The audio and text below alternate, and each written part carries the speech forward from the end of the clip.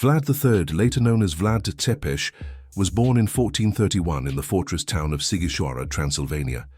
He belonged to the noble Draculești lineage, a branch of the ancient Basarab dynasty that ruled Wallachia for centuries. His father, Vlad II Dracul, was a member of the Order of the Dragon, a knightly group formed to defend Christian Europe against the Ottoman Turks. During his youth, Vlad and his younger brother Radu were taken as hostages by the Ottoman Empire. This political move was intended to ensure their father's loyalty to the Sultan. Vlad spent years under Ottoman custody, studying Turkish customs, military tactics, and political strategy. These years shaped his understanding of both cruelty and authority.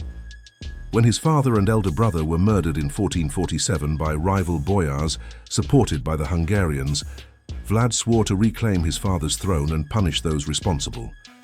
His first attempt to seize the Wallachian throne in 1448 was short-lived.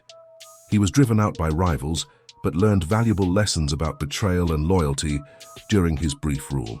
Vlad returned to Moldavia and later Transylvania, where he built alliances and gathered support from Hungarian leaders, including John Hunyadi, the governor of Hungary.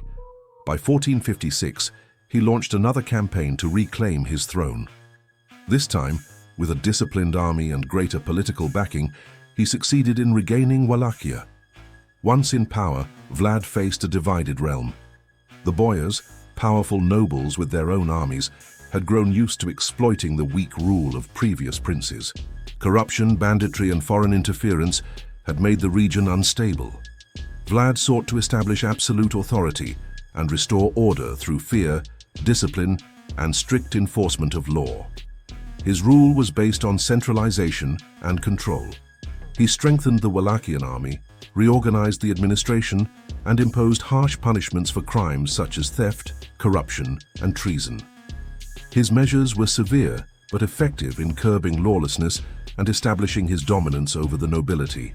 Vlad emphasized loyalty and justice as the foundations of his rule. He viewed fear as a necessary instrument to maintain stability in a fractured state. His approach combined military precision with psychological control. This philosophy would later define his most infamous method of punishment. His capital, Târgoviște, became both the political and administrative heart of Wallachia. Vlad rebuilt its fortifications and established new systems of taxation and governance. The local merchants and peasants initially feared his strictness, but trade and security improved under his reign. He also implemented agricultural reforms, encouraging peasants to cultivate previously abandoned lands. His insistence on work and discipline contributed to a brief period of economic revival. For the first time in years, travelers could cross the countryside without being attacked by robbers. Vlad was also a skilled military strategist. Positioned between the powerful Ottoman Empire and the Kingdom of Hungary, Wallachia was constantly threatened by invasion. Vlad used diplomacy when necessary, but relied on his army's strength to repel incursions. His border defenses were fortified with outposts and watchtowers to warn of enemy movement. The prince's policies extended to religious and social matters as well. He supported the Orthodox Church, but maintained a pragmatic relationship with the Catholic powers of Europe. His letters to other rulers often emphasized his dedication to defending Christianity against the Turks, gaining him recognition in certain European courts. However, Vlad's rule also relied on intimidation. He punished disobedience swiftly, regardless of a person's rank or influence. Even high-ranking nobles were not exempt from his harsh justice. Those who conspired against him met severe consequences. This uncompromising stance earned him both respect and hatred. His reputation began to spread beyond Wallachia. Merchants, travelers, and diplomats carried stories of his unflinching rule to neighboring lands. Some saw him as a national hero defending his homeland. Others viewed him as a tyrant whose methods bordered on barbarity. In letters written during his reign, Vlad portrayed himself as a ruler committed to law and divine order. He claimed his harsh actions were necessary to cleanse his country of corruption and betrayal. His reign was marked by the belief that peace could not exist without fear. Despite criticism from certain nobles, the population under his rule experienced a rare sense of safety. Chronicles from the time mention that a golden cup was left in a public fountain in Târgoviște for travelers to drink from, and no one dared to steal it. This story symbolized the level of control Vlad had achieved. Vlad's relationship with neighboring powers remained complex. The Ottomans demanded tribute from Wallachia, while the Hungarians sought influence over its throne. Vlad maneuvered carefully between these forces, refusing to become a vassal and maintaining a policy of independence. In 1461, tensions with the Ottoman Empire began to rise. Vlad stopped paying tribute to Sultan Mehmed II and started preparing for conflict. He reorganized his army into a disciplined fighting force capable of using guerrilla tactics in the dense forests and mountainous terrain of his homeland. To strengthen national unity, he portrayed the coming war as a religious duty. He framed his resistance as part of a larger Christian struggle against Ottoman expansion. His appeal to patriotism and faith motivated his soldiers and reinforced his image as a defender of his land. By the mid-1460s, Vlad's authority was undisputed within Wallachia. His harsh methods had subdued the boyars, disciplined the military, and imposed a sense of order that few rulers before him had achieved. His word was law, and his commands were carried out without hesitation. The forests of Wallachia became his kingdom's shield. They provided both protection and secrecy for his military campaigns. They also served another purpose, one that would define his reign in history and legend alike.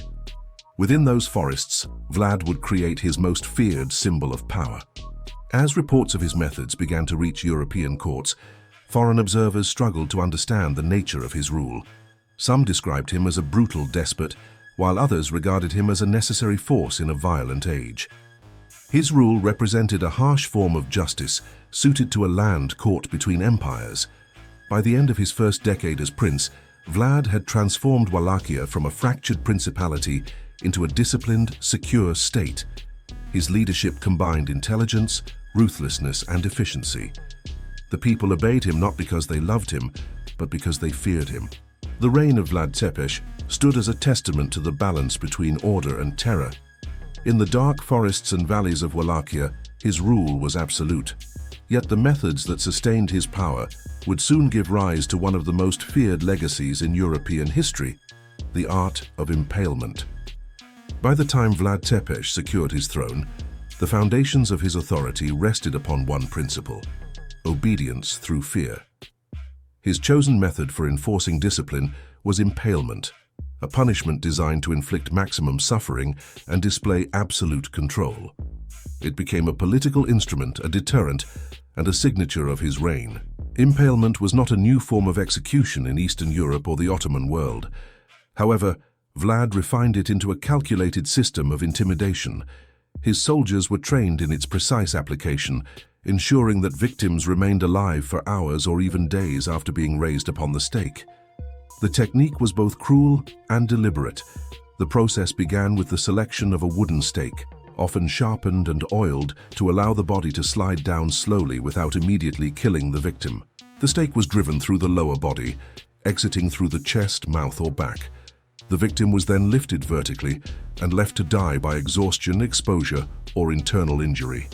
Quick reminder: if you are enjoying, do like the video and subscribe the channel for upcoming historical content. Vlad ordered these executions to take place in open fields and forests near main roads, ensuring that travelers and invaders would witness the spectacle. The impaled were left untouched for days, serving as warnings to others. Crows and wolves often gathered beneath the bodies, completing the image of terror that Vlad intended. Records from both Wallachian and foreign chroniclers describe thousands of impalements carried out under his rule. The victims included criminals, traitors, spies, and enemy soldiers. Each was executed for a specific reason, and each display served a political purpose. Fear became a tool of governance as much as of punishment.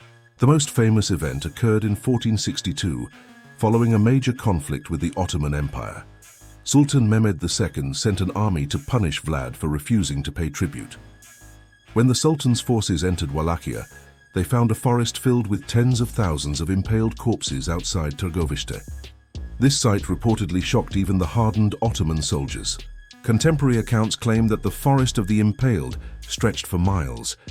with victims arranged in rows according to rank and origin. Ottoman soldiers, Wallachian traitors, and captured criminals were all displayed together, symbolizing the prince's total dominance over both enemies and his own people. The psychological effect of this display was profound. The Ottoman army hesitated to advance further, unnerved by the scale of cruelty and the silence of the battlefield. Vlad's tactic worked as intended. It was not only a military strategy but also a form of psychological warfare. Beyond foreign enemies, Vlad used impalement to control internal dissent. The Wallachian boyars, whose betrayal had once cost his father's life, became frequent targets. Many were executed publicly after being accused of conspiracy or corruption. Vlad confiscated their lands and redistributed them to soldiers and loyal administrators. He applied the same punishment to thieves and lawbreakers, regardless of social rank. This consistency earned him reluctant respect among the common people, who saw that justice, however brutal, was applied equally. Order replaced chaos, but it was maintained through constant fear of the stake. Vlad's impalement practices were methodical. Reports suggest that he personally inspected the arrangements of victims to ensure uniformity and symbolic meaning. Those guilty of minor offenses were impaled lower to the ground, while traitors and foreign spies were raised higher, visible from afar. Foreign visitors to Wallachia during his reign described the land as eerily quiet. Merchants could travel without fear of robbery, but the silence was often broken by the sound of construction, the preparation of new stakes. The forests and roadsides became graveyards of power, marked by rotting bodies and weathered wood. Vlad's secret police and informants maintained constant surveillance across the principality. Anyone caught speaking against his rule or assisting foreign envoys risked impalement. The punishment extended to families of traitors, ensuring that fear penetrated every household. Although his methods horrified neighboring rulers, many recognized their effectiveness. The Kingdom of Hungary and the Papal States viewed Vlad as a necessary defender of Christendom against Ottoman expansion. His cruelty was tolerated as part of his military success. However, the reports that reached Europe also began to distort his image. German and Russian pamphlets portrayed him as a monster who delighted in bloodshed. These accounts exaggerated his cruelty, but were rooted in genuine observation of his tactics. His reputation spread faster than his armies. Impalement was not used solely for execution. Vlad employed it as a strategic communication tool. Captured envoys and spies were sometimes released after witnessing mass impalements, carrying tales of horror back to their masters. In this way, fear itself became his greatest weapon. The forests of Wallachia were chosen deliberately for these acts. Dense and isolated, they concealed the executions from immediate discovery, but revealed them at strategic moments to invading armies. Soldiers and travelers stumbled upon these grim displays unexpectedly, amplifying their psychological effect. Vlad's soldiers performed impalements with precision. They followed strict orders to avoid excessive cruelty that would cause premature death. The purpose was endurance, not mercy. The slow process ensured that witnesses would see the victims alive, moaning in agony, reinforcing the message of consequence. Chroniclers describe that Vlad occasionally dined near the impaled, holding audiences, while the condemned writhed nearby. These events were part of his effort to project fearlessness and authority. For him, terror was a form of order, and impalement was its language. The victims represented every social class and foreign power that challenged his rule. Merchants who cheated in trade, soldiers who deserted, and peasants who refused to pay taxes all met the same fate. The punishment erased distinctions between nobles and commoners. Under Vlad's reign, all were subject to the same unyielding standard. Diplomatic correspondence from the period reveals the dual perception of his reign. To his supporters, he was a strong prince who maintained justice and defended his land against the Turks. To his detractors, he was a tyrant who turned cruelty into policy. Both perspectives were shaped by the same truth. His rule depended on the stake. In practical terms, impalement ensured the stability of Wallachia. Few dared to rebel or disobey his decrees. The roads remained secure, and the countryside flourished economically. Yet beneath this apparent peace lay constant anxiety. The people worked in silence, aware that any act of defiance could end with a stake in the ground. Vlad's methods extended beyond punishment. He used the impalement fields to mark territorial control. The stakes became symbols of his borders, warnings to all who might invade or conspire. His realm was defined not only by geography, but by fear. The sight of thousands of bodies impaled on wooden stakes became synonymous with Wallachia itself. Travelers avoided certain routes known for these grim displays. Local legends grew, describing forests haunted by the spirits of the impaled. The landscape was transformed into a monument of terror. By 1463, Vlad's reputation had solidified across Europe. His enemies viewed him with dread, and his allies with unease. The forests of Wallachia stood as a testament to the cost of order and the extremes of political control. His reign had achieved stability, but its foundations were soaked in blood. In time, these acts would define him in history as Vlad the Impaler. The practice that began as a method of punishment evolved into a symbol of his governance. Within the shadow of the Carpathian Mountains, impalement was not only death, it was rule itself. By 1462, Vlad Țepeș had reached the height of his power. His victories against the Ottoman incursions and his strict internal order made him one of the most formidable rulers in Eastern Europe. Yet the same methods that secured his rule also sowed the seeds of his downfall. The reign of terror that maintained stability began to exhaust his allies and frighten his supporters. His refusal to pay tribute to Sultan Mehmed II triggered a full-scale Ottoman invasion. The Sultan marched with an army vastly larger than Vlad's, determined to crush Wallachia and end his defiance. Vlad's forces resorted to guerrilla warfare, using forests, rivers, and ambushes to wear down the invaders.